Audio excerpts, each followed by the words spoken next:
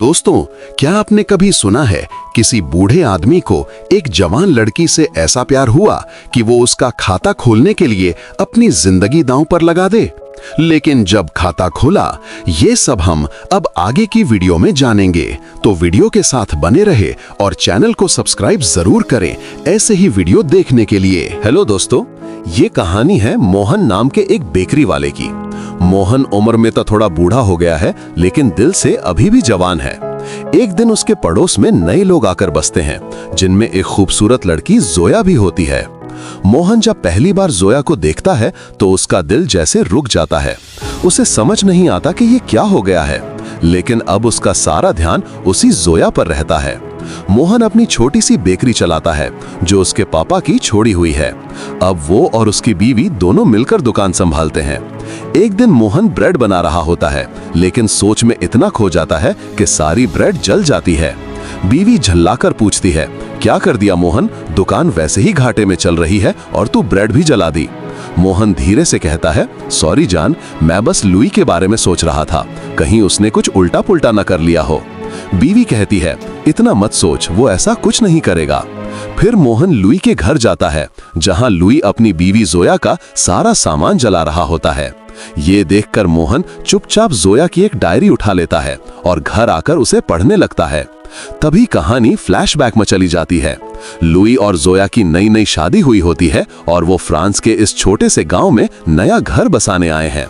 मोहन उन्हें देखकर खुश होता है और दोस्ती करने चला जाता है। कुछ दिनों बाद जोया अपने पति के साथ मोहन की बेकरी पर आती है। जैसे ही मोहन की नजर जोया पर पड़ती है, उसके मन में कुछ कुछ होने लगता है। वो उसे देखता रहता है और सोचता है कि काश ये लड़की मेरे जिंदगी में पहले आई होती। शाम को जब मोहन अपनी दुकान बंद करके लौट रहा होता है तो रास्ते में जोया मिल जाती है। मोहन उसे गांव का एक सुंदर गार्डन दिखाता है। जोया को वो जगह बहुत पसंद आती है। उसी रात लुई के घर की लाइट चली जाती है।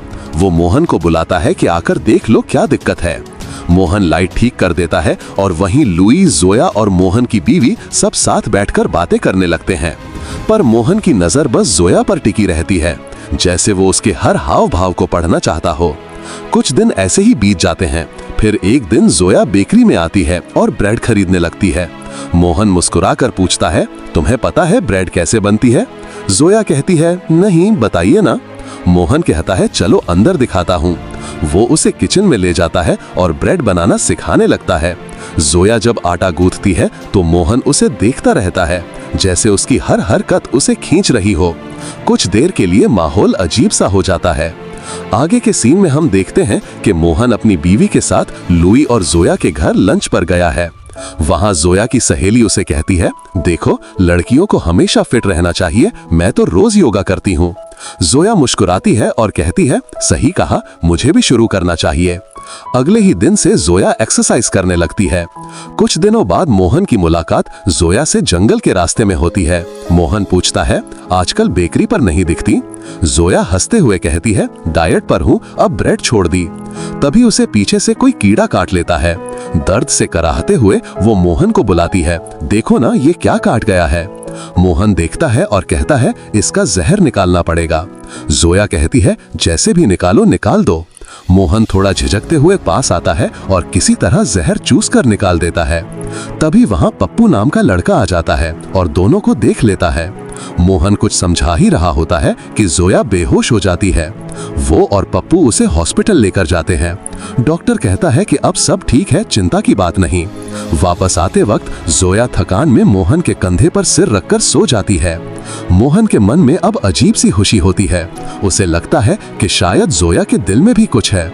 कुछ दिन बाद मोहन देखता है कि जोया पप्पू से बातें कर रही है। दोनों हंस रहे हैं। ये देखकर मोहन को जलन होती है। अगले दिन जोया वाइन खरीदने जाती है। वहां पप्पू मिलता है और उसकी पसंद की वाइन लेने को कहता है। जोया वही वाइन लेती है। उधर मोहन रास्ते में जोया को देखता है। वो गाड़ी से कहीं जा रही होती है। मोहन उसका पीछा करता है और देखता है कि जोया उसी वाइन की बोतल लेकर पप्पू के घर चली गई है। मोहन का दिल टूट जाता है, लेकिन खुद को समझाता है कि शायद बस दोस्ती में गई होगी। तो उस रात जब मोहन जोया के घर डिनर खाने पहुंचा, तभी उसकी नजर जोया के गले पर एक लाल निशान पर जाती है। उसे तुरंत समझ आ गया कि जोया कल पप्पू के घर वाइन पीने नहीं, कुछ और ही करने गई थी। ये देखकर मोहन का दिल अंदर से जल गया, क्योंकि वो भी कब से जोया के दिल का दरवाजा खोलने की कोशिश कर रहा था। अगले दिन मोहन ने देखा कि पप्पू किसी बात को लेकर बहुत टेंशन में है। वो उसके पास गया और पूछा, क्या हुआ रे, परेशान क्यों है? पप्पू बोला कि पढ़ाई में मन नहीं लग रहा, एग्जाम नजदीक हैं। मोहन मुस्कुराया और बोला, भाई पढ़ाई में मन लगाने का सबसे अच्छा तरीका है अपनी गर्लफ्रेंड को बुला ले, थोड़ी फ्रेशनेस आएगी तो पढ़ाई अपने आप हो जाएगी। कुछ देर बाद मोहन ने देखा कि जोया बाहर जा रही है। उसे तुरंत अंदाजा हो गया कि जोया कहीं और नहीं, पप्पू के पास जा रही है। उधर मोहन घर में बैठा बस जोया के बारे में सोचता रहा और सोच सोचकर परेशान हो गया था। वो जोया के चक्कर में अपनी हालत खराब कर चुका था और जोया किसी और के साथ मस्ती कर रही थी। कुछ दिन बाद जोया बहुत खुश होकर मोहन की दुकान पर आई। वो बोली, मेरा हस्बैंड कुछ दिनों के लिए बाहर जा रहा है तो मुझे ब्रेड चाहिए। वो जल्दी जल्दी कई सारी ब्रेड्स लेकर चली गई, लेकिन एक टुकड़ा दुकान पर ही भूल गई। मोहन ने वो टुकड़ा उठाया और सोचा, फिर चलो इसे जोया के घर दे आता हूँ। जब वो वहां पहुंचा तो उसे अंदर से अजीब सी आवाजें सुनाई दी। उसने चुपचाप खिड़की से झांका और जो नजारा देखा उसे देखकर वो सन रह गया। अंदर जोया और पप्पू अपने ही मजे में डूबे थे। जोया हंसते हुए पप्पू से लव यू भी कहती है। ये देखकर मोहन का दिल टूट गया। उसने सोचा, सब कुछ तो हो रहा है पर मेरे लिए जोया के पास सिर्फ ताने हैं। अगले दिन फिर जोया पप्पू के घर गई। दोनों पहले तो हंसी मजाक करते हैं और फिर माहौल अपने आप गर्म हो जाता है। इस बार जोया से गलती से पप्पू की मां की कीमती मूर्ति गिरकर टूट जाती है। पप्पू गुस्सा हो जाता है पर जोया उसे मनाते हुए कहती है, टेंशन मत ले, मैं अपने हस्बैंड से इसे ठीक करवा दूंगी। फिर जोया कहती है कि हमें भागकर लंदन चले जाना चाहिए। पप्पू पहले हिचकिचाता है फिर मान जाता है। कुछ दिन बाद जोया को एक लेटर मिलता है जिसे पढ़ते ही वो पप्पू से मिलने निकलती है। उधर पप्पू की माँ जो कुछ दिनों के लिए बाहर गई थी वापस लौट चुकी होती है। जब उसे अपनी मूर्ति नहीं मिलती तो वो पप्पू से पूछती है।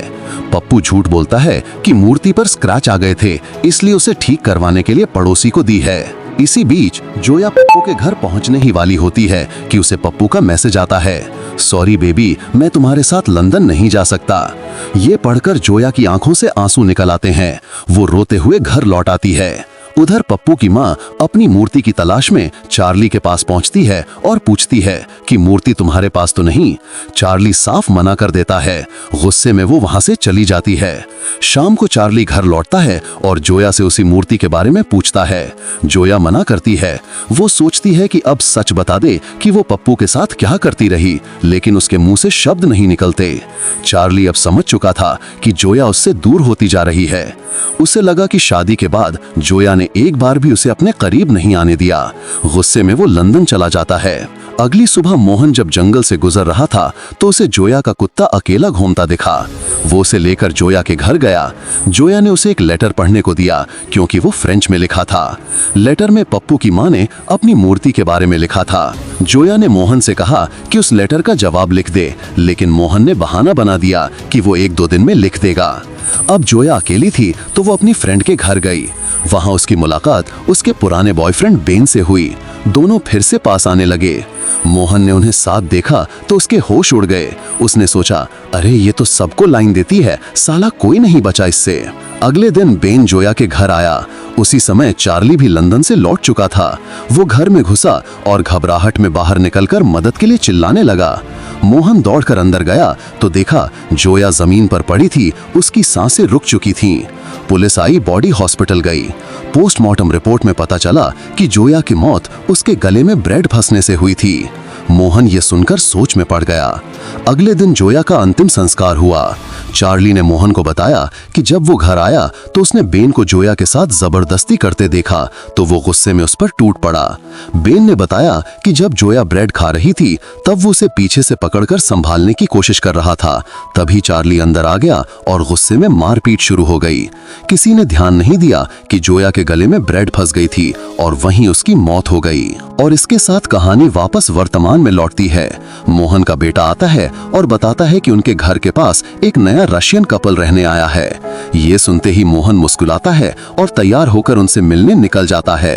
और बस यहीं पर यह दिलचस्प कहानी खत्म होती है, एक अधूरी चाहत के साथ भी, लेकिन चेहरे पर एक अजीब सी मुस्कान छोड़ जाती है।